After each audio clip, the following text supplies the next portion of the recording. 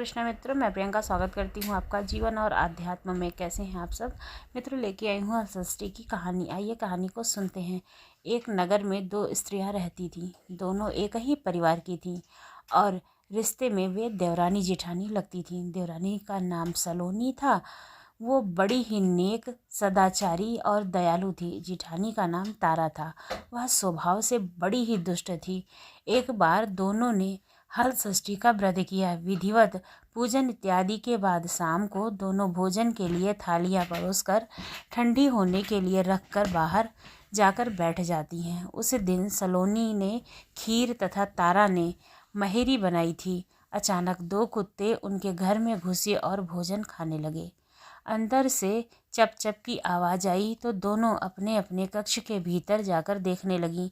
सलोनी ने कुत्ते को खीर खाते देखा तो कुछ नहीं बोली। वह बर्तन में रखी हुई बाकी खीर भी उसके आगे डाल दी, लेकिन तारा थाली में मुंह मारते कुत्ते को देखते ही आग बबूला हो गई।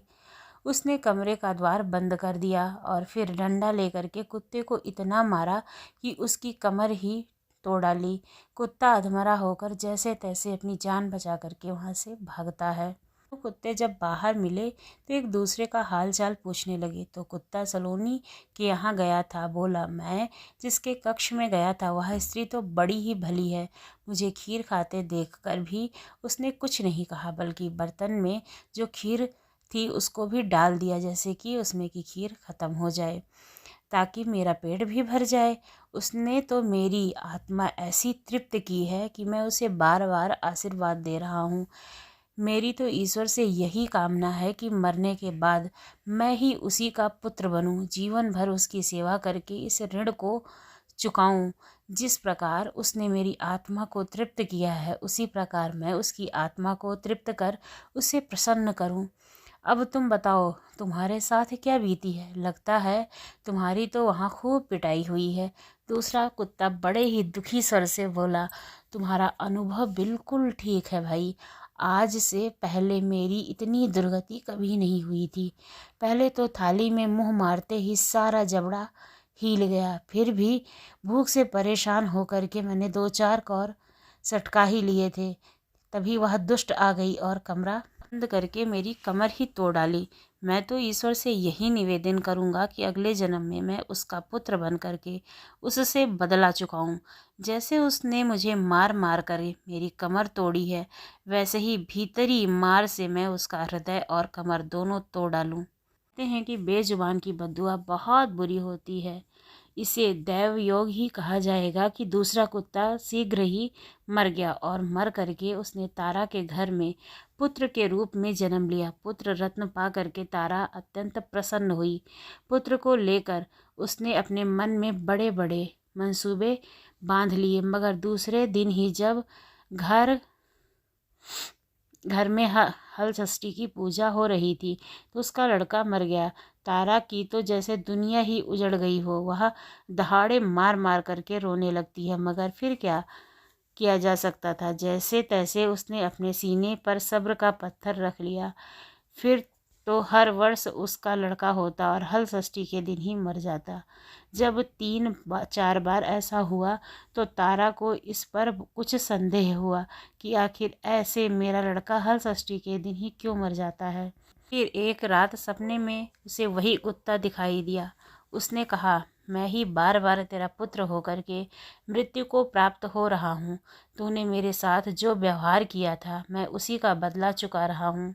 बहुत दुखी हुई। उसने अपने किए का प्रायश्चित करने का उपाय पूछा। तब उस कुत्ते ने बताया, अब से हल षष्ठ का व्रत रखना और हल से जुता हुआ अन्न नहीं खाना है। गाय का दूध दही ना खाना। होली की भुनी हुई बाल तथा होली की धूल आदि हल षष्ठ पे चढ़ाना। तब कहीं मैं तेरे घर में आकर जीवित रहूँगा। पूजा के समय यदि तारक गढ़ छिटके तो तू समझना कि अब मैं यहाँ से जीवित रहूँगा। ने वैसा ही किया और इस हल षष्ठी के व्रत के प्रभाव से उसकी संतान जीने लगी। तभी से संतान कामना और सुख सौभाग्य के लिए यह व्रत किया जाता है। दूसरी कहानी सुनते हैं। भाद्रपद मास के कृष्ण पक्ष की षष्ठी को यह पर्व भगवान श्री कृष्ण के ज्येष्ठ भ्राता श्री बलराम जी के जन्मोत्सव के रूप में मनाया जाता है। इस श्री बलराम जी का जन्म हुआ था। हल षष्ठी की व्रत कथा आइए सुनते हैं।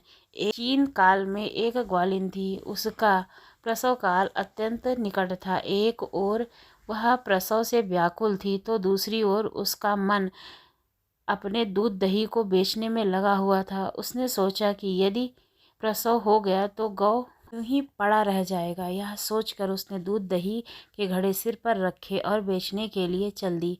किंतु कुछ दूर पहुंचने पर उसे असहनीय प्रसव पीड़ा हुई। वह एक झरबेरी की ओट में चली गई और वहां एक बच्चे को जन्म दिया। बच्चे को वहीं छोड़ करके पास के गांव में दूध दही बेचने चली गई। संयोग से उस दिन हल षष्ठी थी। गाय भैंस के मिश्रित दूध को केवल भैंस का दूध बता करके उसने सीधे साधे गांव वालों को बेच दिया। उधर जिस झरबेरी के नीचे उसने बच्चे को छोड़ा था, उसके समीप ही खेत में एक किसान हल जोत रहा था। अचानक उसके बैल भड़क उठे और हल का फल शरीर में घूमने वह बालक मर गया। इस घटना से किसान बहुत दुखी हुआ, फिर भी उसने हिम्मत और धैर्य से काम लिया। उसने झरबेरी के कांटों से ही बच्चे के घिरे हुए पेट में टाके लगाए और उसे वहीं छोड़कर चला गया। कुछ देर बाद ग्वालिन दूध बेचकर वहां आ पहुंची। बच्चे की ऐसी दशा देखकर उसे समझते देर नहीं लगी कि यह उसके पाप की सजा है।